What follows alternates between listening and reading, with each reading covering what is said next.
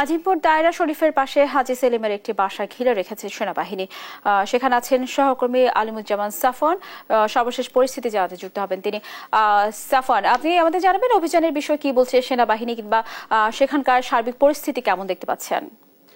স্নেহা, আমি এখন আছি রাজধানীর আজিমপুর এলাকায় এবং সকাল থেকে সেনাবাহিনীর একটি দল তারা আজিমপুরের একটি বাসা ঘিরে রেখেছে এবং আমরা যেটি জানতে পেরেছি যে এই বাসাটি হচ্ছে সাবেক এমপি হাজী সেলিমের এবং সেনাবাহিনীর সদস্যরা বলছেন যে এখানে যে ভবনে আন্ডারগ্রাউন্ড রয়েছে সেখানে বেশ কিছু বিলাসবহুল গাড়ি লুকিয়ে রাখা হয়েছে এমন একটি তথ্যতে পেয়ে তারা এখানে এসেছেন অভিযান করতে এবং তারা এখানে ভবনের পার্কিংয়ে কিন্তু 6টি গাড়ির সন্ধান পেয়েছেন। এর সবগুলো গাড়ি কিন্তু কোটি টাকার উপরে মূল্য রয়েছে এমনটি কিন্তু তারা বলছেন এবং তারা গাড়িগুলো জব্দ করেছে এবং এই গাড়ির যেই কাগজপত্র এবং চাবি সহ অন্যান্য যে সরঞ্জামাদি সেগুলো তারা এই মুহূর্তে সন্ধান করছে এবং এই ভবনের যিনি ম্যানেজার রয়েছেন তাকে কিন্তু তাকে হেফাজতে নেওয়া হয়েছে তাকে জিজ্ঞাসাবাদের জন্য। তবে তিনি কিন্তু কোনো সদুত্তর এখন পর্যন্ত দিতে পারেনি। তবে আইন শৃঙ্খলা রক্ষাকারী বাহিনীর পক্ষ থেকে কোনো ধরনের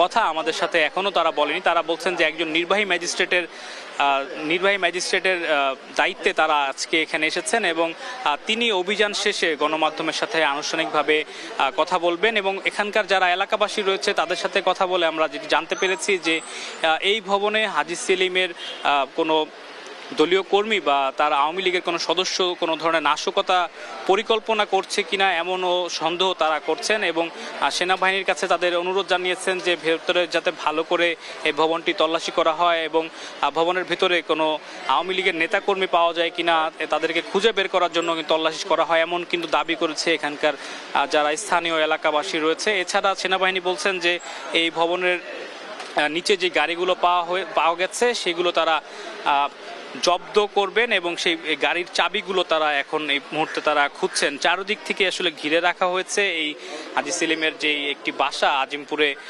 রয়েছে এবং সেখানে অভিযান শেষে তারা গণমাধ্যমে আনুষ্ঠানিকভাবে কথা বলবেন বলে আমরা জানতে পেরেছি। তা আমার কাছে এখন পর্যন্ত এই ছিল সর্বশেষ খবর।